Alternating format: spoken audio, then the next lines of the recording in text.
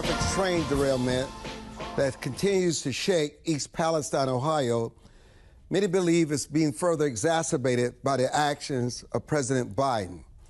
As the air and water become polluted with toxic materials, has President Biden abandoned his duties? If the left believes that America's first is bad, does that mean that only alternative is America last? Because this is exactly what Biden is preaching now. Rather than provide comfort and leadership for his own country, he has gone abroad to Ukraine and Poland to show his support there. The people of East Palestine are not pawns in a political game. They are American citizens who deserve respect and empathy from their leaders. Rural communities like East Palestine have suffered greatly in recent years, and it is time for our elected officials who prioritize their needs and work towards a better solution for all involved, including neighboring Pennsylvania. What do we make of this? Today marks 22 days, and just on Thursday, the first high-ranking official from the president's cabinet entered Palestine, Ohio. Will this signal that they get the attention that they deserve instead of the neglect that they have seen? Welcome to this Saturday edition of the Armstrong Williams Show, and thank you so much for joining us. We're so honored to have the chief rabbi from Ukraine joining us via satellite. Rabbi Moshe Azman, thank you so much for joining us. Thank you. Good morning. What do you think America's interest is in Ukraine, and why should we continue to give billions of dollars to Ukraine, and you're being a man of the cloth and understanding the suffering when many Americans are suffering at home? You know, I'm now in Ukraine. All from the beginning of the war in Ukraine, I'm here, and I was under the hard Russian attacks. I saw the crime of war what the Russians do. I personally, I was born in Russia, but what I saw here, it's very terrible things. The Ukrainian people was so many tragedies in their lives. Many people was killed, many people was wounded, many people lost their homes. That's why, first of all, as we thank America for your support, because without support of America is Ukraine, without your help with weapons, with money, with everything, with humanitarian aid, Ukraine cannot be resist the Russian aggression.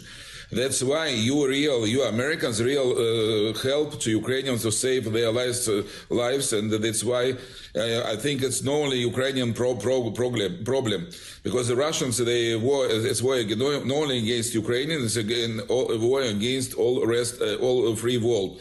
That's why they said, for example, the Russians said that we come here to make denazification. But what does it mean, denazification? They said not only Ukrainian. They said the Nazi, that's what they say at the beginning. But they said the European is Nazi and Nazis and American Nazis. I saw the Russian programs in TV. It's real so big lie. That's why I think the Ukrainians stand now the front line to resist, to save the all free world. That's why I think it's very important that America, United States help to Ukraine. Thank you. You know, how do you define that help, and how are we assured that that help, the resources that is being spent, is really going to uplift, change their lives, and sort of give the Ukrainians as much help and support against the disaster that they're facing? First of all, I think how to check. I'm not professional how to check, but I think you in America have the professionals how to check. But first of all, in Ukraine, it's the most important is the weapons. Weapons, it's how to resist the country, because the Russians is they have with a lot of weapons and very big army, and Ukrainian is they have this spiritual struggle, and they united and they fight for freedom and for their countries. They don't want to be slavers. How to check? You know, it's first of all, I think you have professionals. I know that professionals from America come here and check what's going. I'm not from the government. I'm by myself. Day and night I work with my volunteer groups to bring humanitarian help and to help people to survive people. You know, what is fascinating that when you look at the world, you have strife in Africa, you have the wars, the warlords. America itself invaded Iraq and Libya, and those people continue to suffer today. There's so much suffering in the world, there's so much destruction. It seems as though there's this drumbeat for another World War III. How do we determine, given the world, and obviously America does the best job of sharing its resources and its riches in places where people suffer their strive, but how do we make the determination where we spend those resources and who gets to decide who invades where? Sorry. I think that it's not the same thing. What happened in America, first of all, is American people, they bring their freedom to all the world and to stay for freedom. But what happened here is the same thing in another world. Now in Ukraine, in the middle of Europe, one big country, one of the second army of the world, they decided to come and to take for the slavery another country, a free country that this people would like to live free and to not be a slaver. That's why it's clear. It's clear that Ukrainian people, if you will not help us, the Russian will make a genocide here, and it's clear. Genocide and will kill us about. We saw what's happening today. I was now in Kyiv. I was in Bucha, Irpin, now in clear near Kyiv, and I saw there. Not only today, they make mass killing there, and in another places they destroyed the Mariupol city and destroyed many cities and kill a lot of civilians. And if you know there is this Russia now, Russia say clear, we go to Poland, we go to countries like Lithuania, Latvia, Estonia, and another European countries. I think it's it's a World War II. The people say no, we don't resist. Do you believe that Biden and his administration should commit American soldiers on the ground in Ukraine? Sorry, I am a rabbi. I'm not political. I'm not political. I'm not a war. I'm not a specialist.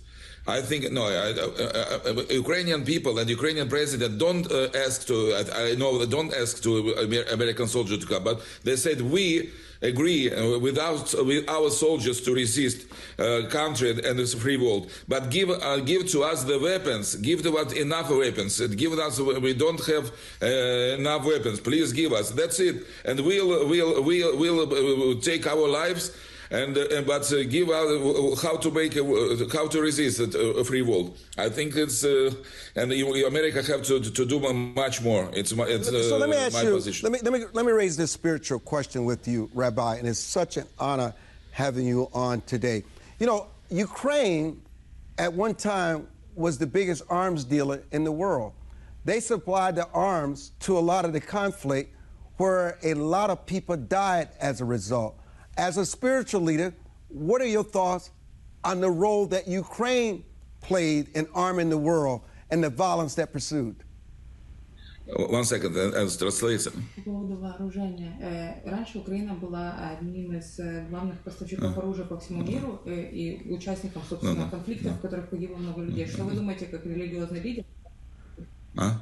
Okay, thank you. Sorry, I'm no clear English. First of all, Ukrainian, what it was in Ukrainian is many years ago. Ukraine didn't want part of conflicts. Ukrainian maybe sell the weapons, but it was 20 years ago. And now you know the previous presidents was corrupt here. They sell all the I don't know all the what they had weapons. But Ukrainian didn't involve the conflicts as Ukrainian, you know. I think Ukrainian just 30 years that Ukrainian become independent state. It was Soviet Union. I was born in Soviet Union. I was born in Leningrad, in Russia, in the same town that Putin was. I know what's a communism, and I know by myself what's happening now. It's more than less communist time. Now is a time what Russia do. It's close to Stalin time. That's why. What else can Rabbi Americans do to provide support to Ukrainians that are in need beside their prayers? What else do you implore us to do to show support for that catastrophic situation that continues? First of all, I think American president have all rights. The Congress and the Senate gave him to give to Ukrainian land lease, and but I don't understand why land lease doesn't work. In the World War II, land lease helped to Soviet Union to win for Russia for Nazi Germany. And now the Ukrainian president can without as Congress Senate can give Ukrainian all the weapons that they need. And I think it's American people now. First of all, I would like to thank all people, Republicans, Democrats, all together. They united to help to Ukraine. And I'm here. I'm not Ukrainian. I'm Jewish. I'm a rabbi. My work is I save people. I try to bring them warm and what you need. You know, it's Russians. They special attack infrastructure, and people sit in the cold without electricity, without warming. It's a crime of war here. That's why I think it's America is the first law of America to save people, to save to the people that need help. And I think now if Ukrainian will win, and will win of the United States all world. You know Russia. Who friends of Russia? Iran, Syria, North Korea, and Belarus. That's it. Rabbi Azman, it's such a pleasure having you join us today, and we're certainly going to keep Ukraine and your country in our prayers, and that this war will stop and that we can return to some kind of normalcy. I know it's not an easy position that you find yourself in, but thank you so much for joining our broadcast today, and we wish you well. God bless America, and God bless Ukraine, and Mashiach, Messiah now. Thank you very much. Thank you. And we'll be back. Don't go away.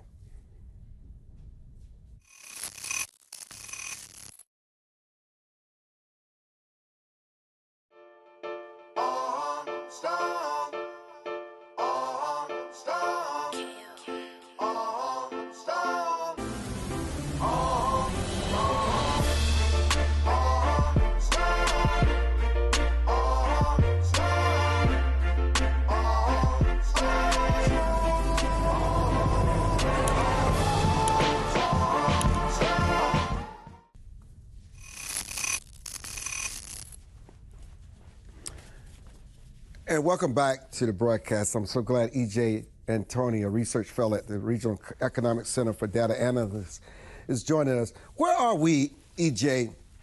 That doesn't look like E.J. to me, but... This is Joel. Joel. Oh, Joel Griffith, don't worry. Sometimes all this stuff run together. But listen, how serious is this debt ceiling? Are we going to falter? Kevin McCarthy has so much riding on this debt ceiling. He's done so well so far, especially given how he became Speaker, but he's played his hands quite correctly. How will this test him? Because remember, you have 40 members of the Freedom Caucus, and if he blinks, he can lose them all. Yeah, well, it's very important that the conservative members of the House, that they actually stand strong right now, because there is a lot of pressure, both from within the Republican caucus, but of course from the Democrats and from President Biden, to actually give in and to raise this debt ceiling without actually putting in place the spending reforms that we need. Yes, it's important that we not default on the debt, but it's just as important that we get our spending under control, because the amount of debt now that we have incurred, it is, think about this, we've got $31 trillion of debt right now. If interest rates are just 5% on that debt, you're talking about close to $10,000 per family of four per year just on that debt alone. But am I hearing you echo there may be a principled reason to default on the debt ceiling? Well, there's a principled reason for sensible Congresspeople to stand firm and refuse to lift this ceiling unless there are dollar-for-dollar spending cuts going forward. For every dollar that debt ceiling is increased, we need to be assured that we're going to see dollar-for-dollar spending cut going forward, and we should really be freezing the spending levels at the last fiscal year's spending. When you're spending $4 trillion per year, this is a massively bloated federal government. We've seen the impact of that with the central bank printing trillions of dollars to fund this deficit spending. American families are squeezed right now. And this debt ceiling debate is an opportunity for those in Congress who are actually concerned about our future to hold firm and say, we're not going to lift this debt ceiling unless these spending reforms are made. Leon Benjamin, you're a former Navy combat veteran. You're a father. You study these issues. Your thoughts? Look, we can't keep spending money that we don't have. That's the easiest way to look at it. You can't take a credit card that has a $5,000 limit and you are at $4,999 and think you're going to go out there and spend another $1,000. The principle just, it stands true. They have to find a way to be able to, again, spend, but spend within their budget. And if you make a budget and keep raising the ceiling, you're basically telling America that we're going to keep putting you in more and more debt.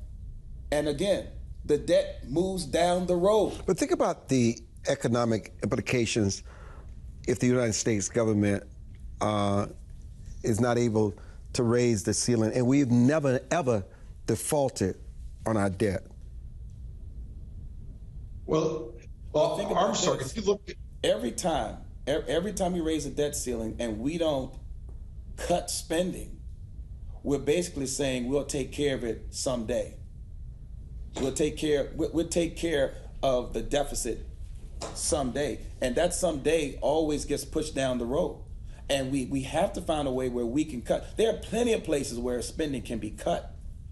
And we're not talking about Medicare, Medicaid, Social Security. We're talking about the 87,000 IRS agents and things that are within our government that's not operating, that's not working. Joe, should not be operating. Joe, help us understand what this debt ceiling is, and as Leon is indicating, where we can possibly cut. And because we're talking about massive cuts, where do you recommend those massive cuts can take place? Well, if you look, first of all, let's think about where we've been the last 3 years. Over the last 3 years, we've added $8 trillion to the national debt. We get lost in these numbers. $8 trillion of added debt is more than $120,000 per family of four in this country, just in government debt.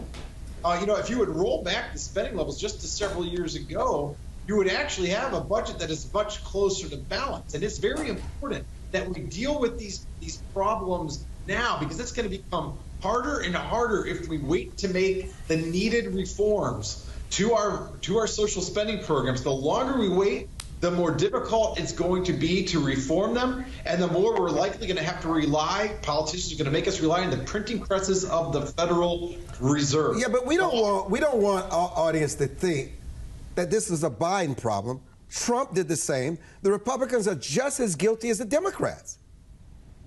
Well, you are exactly right that during the prior administration, we saw Republican Congress and Republican president teaming up with Democrats to enact massive spending during the COVID era. Think about all the trillions of dollars of spending that were unleashed on the economy, giving people thousands of dollars worth of stimulus checks, paying businesses not to operate. Those shutdowns were immoral and wrong from the start. No Republican or Democrat should have gone along with those shutdowns. And then to see a group of Republicans and Democrats coming together in Congress to just turn on the spending spigot, you are exactly right. This has been a bipartisan problem caused by Republicans and Democrats and American families. Now, if you look at disposable income, what if families have to spend after paying all their basic expenses? We saw the sharpest drop in that disposable income last year since the Great Depression. So the pain that families are feeling now is not imaginary. It is the worst pain that most people have ever felt financially, unless you were actually around 90 years ago, and most people, of course, were not. So it's important that Republicans and Democrats come together to actually put the brakes on this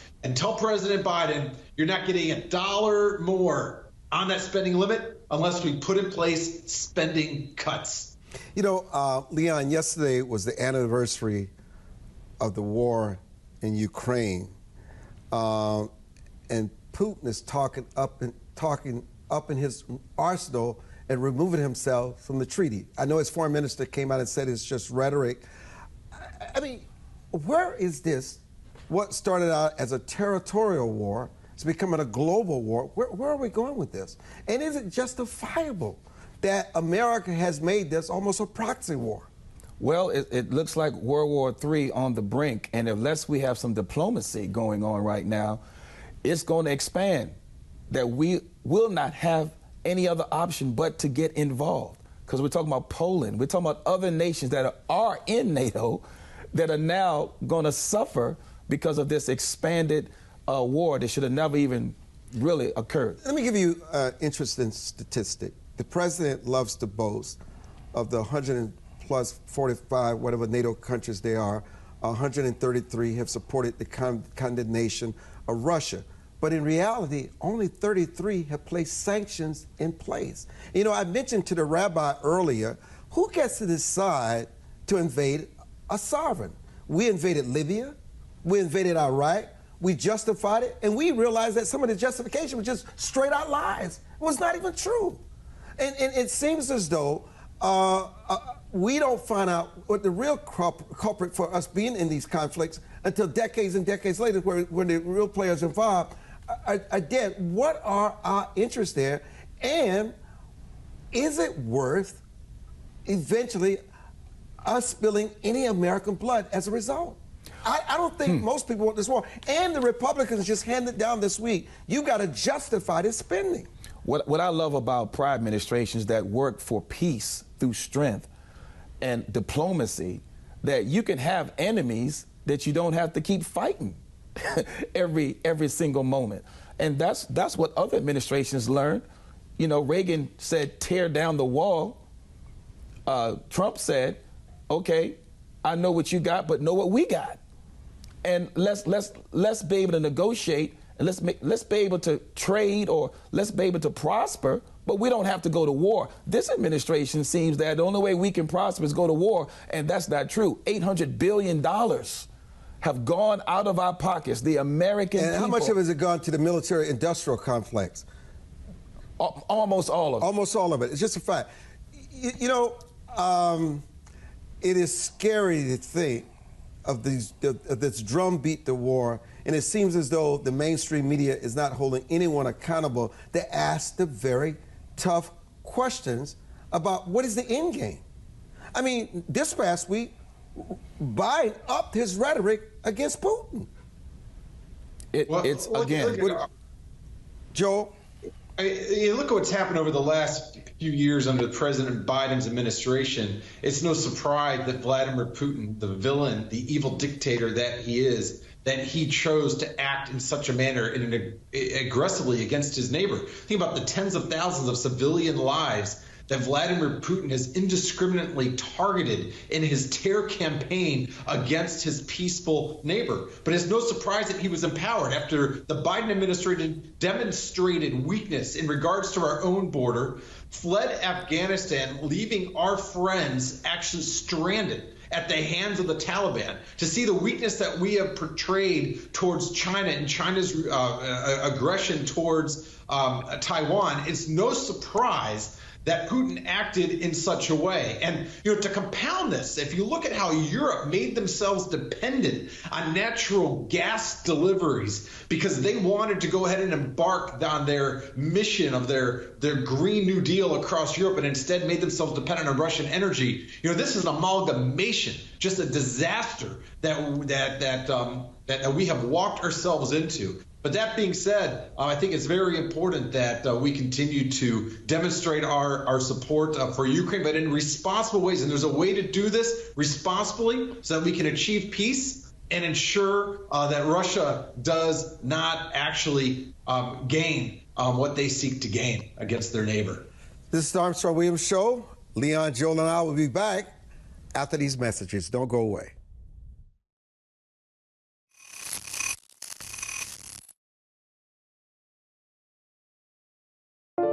It is easier to build up strong children than to try and repair broken men. The streets are plagued with crime, violence. There's a lot of poverty, and it's all a result of lack of education that's happening in our schools. So it really is a crisis. We come from very different political perspectives, but we've come to the same conclusion, and that is there is a crisis in the classroom. Children are being deprived of quality of life because they're being deprived of a good education. We must solve this problem. It's incumbent upon all of us to join hands together to get this done. We can't afford to wait one more day before we address these issues, because every day we lose another child. Let's stop the politicking. Let's stop the games. Let's really do something to give these kids a real chance at life and being a part of that American dream. We need accountability for funding. Many of the districts where you're seeing very low test scores, students graduating with very low literacy and math comprehension rates, they are receiving a lot of funding. So where is the money going where our kids aren't being adequately educated? If you believe every child is deserving of a quality education, please go to educationjusticefoundation.com.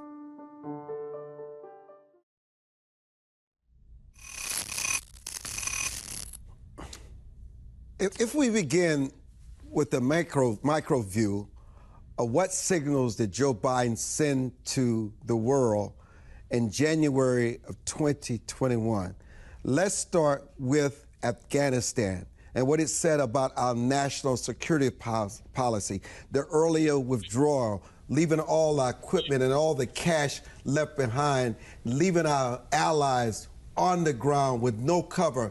Clearly, as Joe spoke about, this portrayal of weakness and not having the guts and the backbone to hang in there certainly began sending a signal, particularly to our allies, defining what the Biden administration would do, Leon.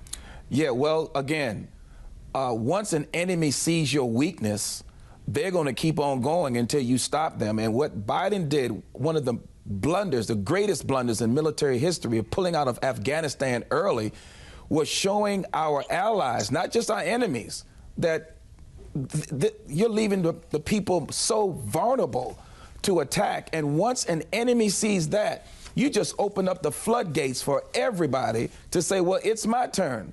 Since he's showing weakness, and you do not show weakness to an enemy. Never. And again, Reagan said peace through strength. And we have to, some kind of way, get our military back into the hands of a mindset that we can no longer keep giving up territory. Every time, look at this war with Ukraine. territory. We're giving up territory to our enemies. It's going to send a signal around the world. What else can we take? Let's go take something else. Let's go take Taiwan. Let's just go and see what other territories that America is now showing, since it's showing weakness. Let's see what else we can go capture.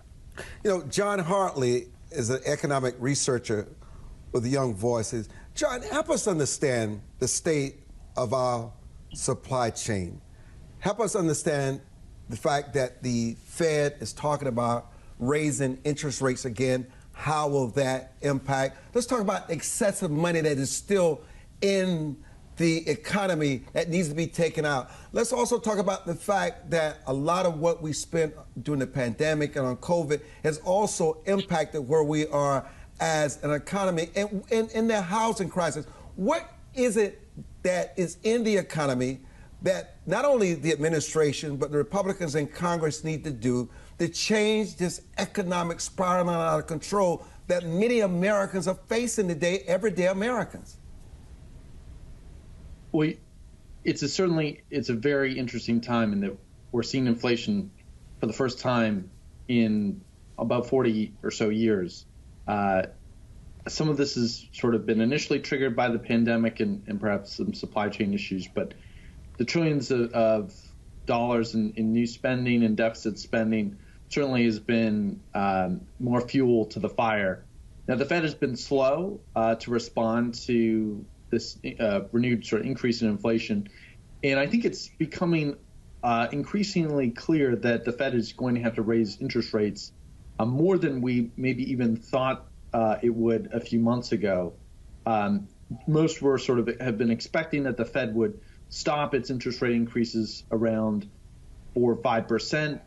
To quash what has been about now 6% inflation as of January, both around that for both core and headline measures, whether you include food and fuel or not. But you're absolutely right. Inflation actually hurts the poor the most. The poor spend an outsized amount of their income on consumption-related goods. They spend a disproportionate amount on things like fuel and food, so it really hurts them the most. And so, the fact that the Fed is now sort of caught up, but still not has not raised interest rates to the level of inflation, I think it's somewhat concerning in that the Fed hasn't been as fast to respond as perhaps it should. But the fact that inflation isn't coming down perhaps as fast as many have been hoping for, with the latest reading from January, is a bit concerning. And I think you're beginning to see some major repricing in financial markets right now, with both risk assets like stocks as measured by the S&P 500 for U.S. stocks, or interest rates, long-term bond interest rates continue to rise. That I think we're sort of entering a new sort of consensus around how high the Fed has to hike to get inflation under control. And that also has a lot of implications for the likelihood of a recession. If you look at sort of the three main causes of recessions in the post-war era, they generally are either things like asset bubbles, like the tech bubble or the housing bubble in the late 90s and 2000s, or are things like pandemics, second, or things like, and the most common cause of recessions are actually Fed interest rate hikes. And so I think the possibility of a recession is really high. And this also ties into the whole federal debt situation that we're facing right now with the debt limit, which the CBO projects will be hit sometime between July and September. But interest rates really matter for this discussion in the sense that the future path of debt changes a lot when interest rates are, say, 4% compared to 1%. Where they had been between 1 to 2% on long-term interest rates. So if we are in a world where inflation is going to be higher for some sustained period of time, that has a lot of implications for debt as well, in just how soon we actually have to get our fiscal house in order. All this is not great news in general, and there have to be some tough decisions that are made in the years to come. And raising interest rates to quell inflation is also sort of one of those tough but necessary decisions. Joel, when you think about Roosevelt and Kennedy and Nixon and Reagan, they had to make some very tough decisions, and they understood how to use the power of the presidency to bring about the necessary changes that will begin the process of changing the crises that they were facing at the time. Is our president using all the tools in his arsenal with the power of the presidency? Are there things that he should have put in place? Are there things that he should put in place there now? Are there policies that he needs to tweak? What does he need to do at least to start turning this around? Well, first, the president needs to actually acknowledge that we have a problem. But when you hear the president go on television and talk about our booming economy and a booming jobs market and inflation coming down, he's ignoring reality. He's ignoring the fact that inflation last year was the highest in 40 years. He's ignoring the fact that if you look to buy a house right now, you're spending $12,000 more per year on your mortgage and insurance and taxes than you were just a year and a half ago. He's ignoring the fact that American families have taken a pay cut, and every time the president talks about the jobs market, he's ignoring the fact that we have lost almost 5,000 full-time jobs each and every week going back to May. So first, the president needs to acknowledge the problem, but second, he would have to actually reverse some of the policies that he's put in place. I'm speaking the one policy area where he could actually make a difference would be to stop suppressing production of affordable, abundant energy here at home. When you see the president declaring war on fossil fuels, this is deterring companies from making investments in infrastructure and pipelines and exploration, and instead they're sitting on that cash or delivering it back to their shareholders because this administration has told them that they hope that those fossil fuel companies are out of business in the next 20 years. You know, Leon, just on Thursday, mortgage rates jumped again. Mm-hmm. Can you imagine? People not buying homes. I mean, you've not seen these kind of interest rates and mortgage rates since the 80s. Yeah, the whole idea, again, is to cause a divide in America when our founding fathers said, you know, life, liberty, and the pursuit of happiness, which represented the ownership of property. But when you cause a divide like that, the haves and the have-nots, it causes a bitter taste in the mouths of American citizens who say, look, this is America. This is the place where I can dream of starting at zero and becoming a hero. And so all these things, I believe, are planned by design to keep dividing America. And we have to stop the division. We have to stop it. And lowering the interest rates, which is possible, can be done, but then we have to, again, curtail the spending. It's all a combination of things that must be done that this administration is refusing to do right now at this time. John, what does it say about the market that all of a sudden mortgage rates are jumping again? Well, you know, we think about the housing market right now. Housing. John Hartley. John. I was just going to say, Joel and John sound a lot alike. No, I think it says that you know, these interest rate hikes are working, and this is sort of part of the pain, the necessary pain that is sort of required to bring down inflation.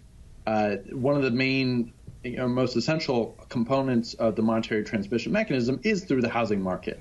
When the Fed raises interest rates like it has over the past year by roughly 5%. That's on short-term interest rates, so things like your short-term money market funds. Those are all sort of short-term interest rates.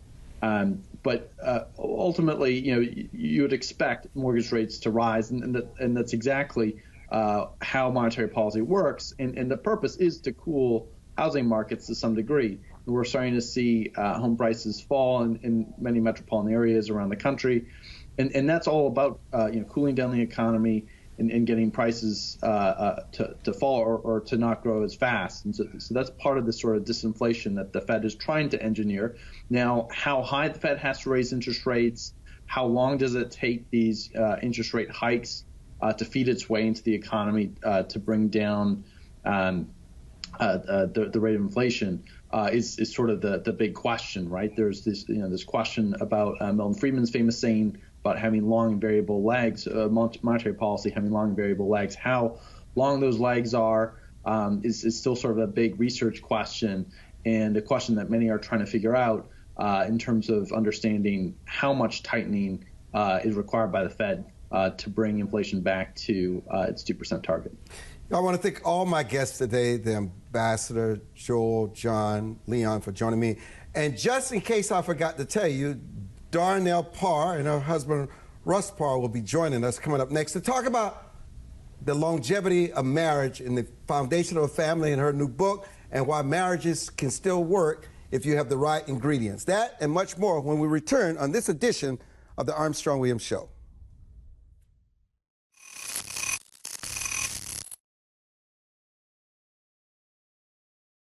As a home buyer, you need a lender who cares about your home ownership dreams. United Security Financial has been helping families secure their dream homes for 30 years. We're a national fair practice lender that provides affordable mortgages and low down payment programs to eligible home buyers.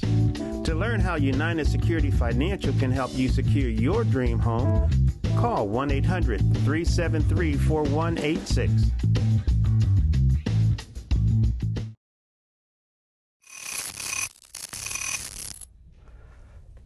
So, Darnell, welcome to the broadcast. Just in case I forgot to tell you, your new book. What inspired you to write this book? My daughter. I saw a movie, and I thought about what would happen if I wasn't here to give her all the lessons that I had learned. So I just started writing down things that I wanted her to know as a woman. Not about your two sons. Not about my two sons. I knew they would be fine because women just move through life differently. So I just wanted her to have advice from her mom about being a woman. How long did it take you to write the book? I started writing when she was about 1. I started writing down notes, what I wanted her to know. You know, I would introduce your husband. He walked off the set. I don't know where he thinks he is. I've never seen anything like that. There I am. He walks off the set. Are you kidding me? Well, let me introduce, now that he's back on the set, there he is, Russ Parr. Oh my goodness, I've never seen anything like this. But anyhow, you and Russ have been married for how long? 30 years. 30 years? Yes. Was this book a part of you having your own identity? It wasn't. It was really just giving my daughter advice. And what do you want women and men to take away from your book, just in case I forgot to tell you? I wanted them to know that you can stand in your truth, speak up for yourself, for my daughter, be a lady, and demand respect. Demand respect. So Russ, your wife has written her first book. I know you are a proud husband, but listen, man, you guys have been married for 30 years. Yeah. Wow. Are you surprised that you've been married to him for 30 years? A little. Oh, come on. It has a lot to do with the fact that I'm extremely handsome, okay? That has a lot to do with it. And I owe her a lot of money. So let's just be honest about the whole thing. So what is it that you tell your daughters to look for in a husband? Is it the father, the man that you're married to?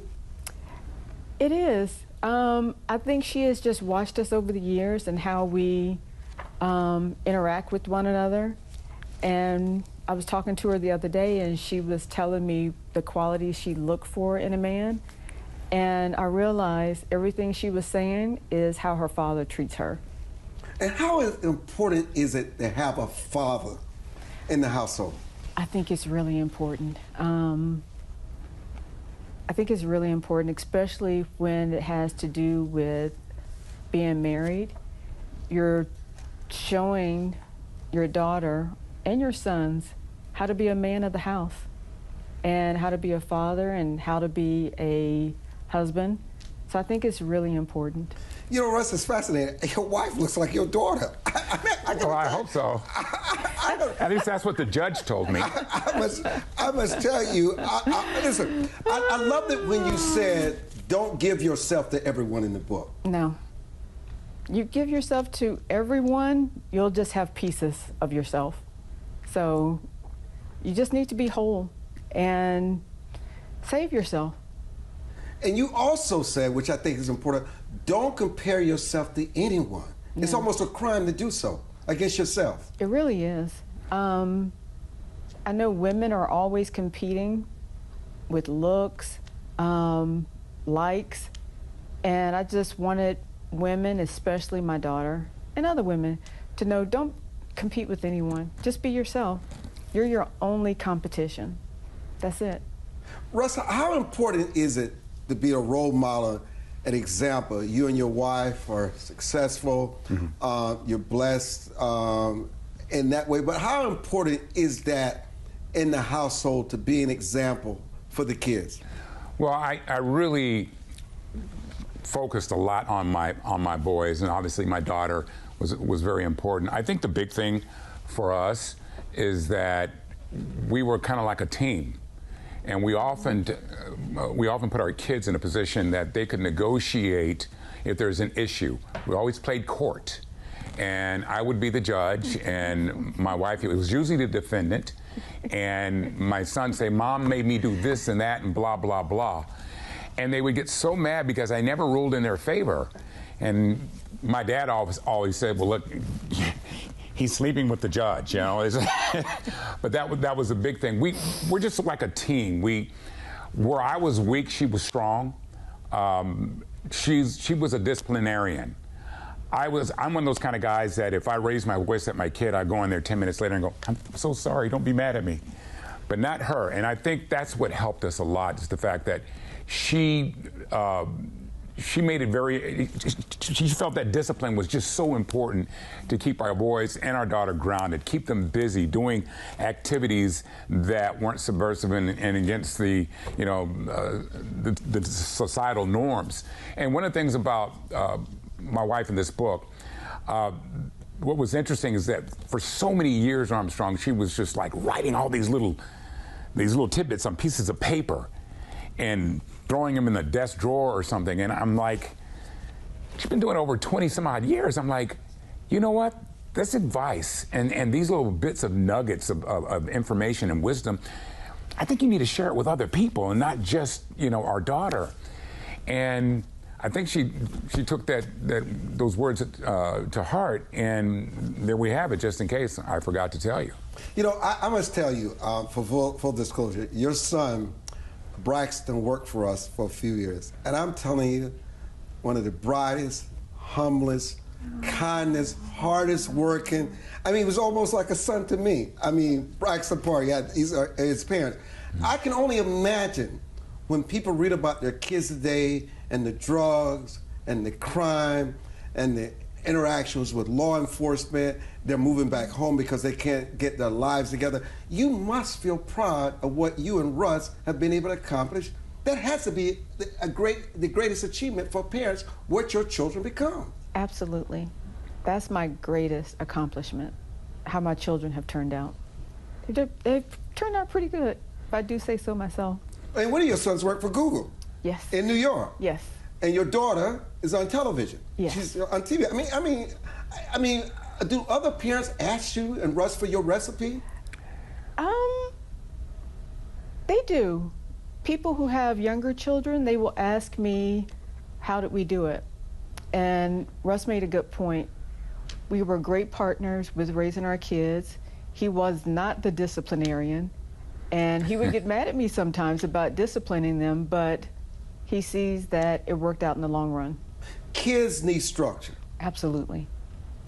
Russ? Yeah. But you had structure growing up. Yeah. And your father's still living. Yes, he is 94 years old, and he still gives me heck, which is good. It keeps me grounded. I think the big thing for children and what we did, we were present. One thing I love about my wife, she was just like my mom. And I lost my mom when I was fairly young, and my mom was present. My wife would, if we promised our kids we were going to do something, I said, I don't feel like it, I'm exhausted, and so on and so forth. We told them we would be there. And we showed up. I mean, we had our daughters in cheer and gymnastics and the whole nine. We drive all over the East Coast to attend some of our events. And sometimes I didn't want to go, but you have to give support. And I realized that if we had not done that, I'm not sure if our kids would have turned out the way they are, and they're constantly growing. Darnell, what's that thing that Tom Hanks once said? Oprah asked him what kind of parent he was, and he said he wouldn't know until his children were adults. So Wow. I always love that. And that's true, isn't it? It really is. Let me come back to the book, On the Mark, Mirror, Mirror. There are all kinds of tidbits. Tell the audience about how this book, the composition of the book, and why they can go out and buy it. It's an easy read. It's really easy to read. That's what I've been telling people. A lot of the things my mom said to me when I was growing up. Nuggets. Some of the things I told friends, family members. So it's really just a collection of advice from women. There's one of the sayings in the book that you can't put an old head on a young body. That's what I'm trying to do. You know, what is interesting, it's obvious you have a special bond with your daughter. Mm-hmm. He has a special bond with his sons, but it doesn't take away from each other. No. It strengthens the bond. Yes. I have a good bond with my boys, too. And Russ is such a strong male presence in their life and my daughter's life. And we just kind of balanced it. But yes. But before we say goodbye, in a minute and a half that we have left, what would you say the top two things are for the longevity of a marriage? Still learning. Still learning. That's an interesting answer. I think you have different phases in your marriage. When we were raising our kids, that was one phase, and we dated to make sure we stayed connected. So I think that's one thing. Make sure you're always connected with your spouse, because your children leave, and then you just have your spouse in the house with you.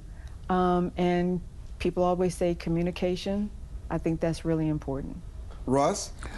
Keeping the toilet seat down and clean up while you're cooking. Yes, absolutely. I cook. I love to cook. Why do I have to clean up while I'm cooking when we haven't eaten anything yet? It doesn't make sense. And she would get annoyed and irritating. So I've learned to adapt over the years. And basically, I keep the toilet seat down, and the kitchen is spick and span when I'm done cooking. And by that time, I'm not even interested in eating what I cooked.